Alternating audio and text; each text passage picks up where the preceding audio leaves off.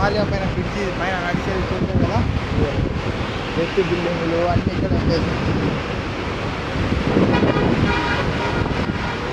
ఎవరు ఇవన్నీ ఇక్కడ ఉండేది.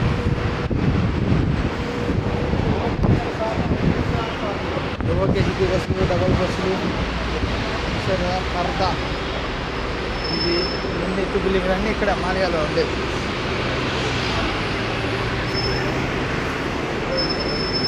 గ్రాండ్ హైపర్ కూడా ఉంది, జాయల్ కాస్ గోల్డ్ కూడా ఉంది కువైట్లో.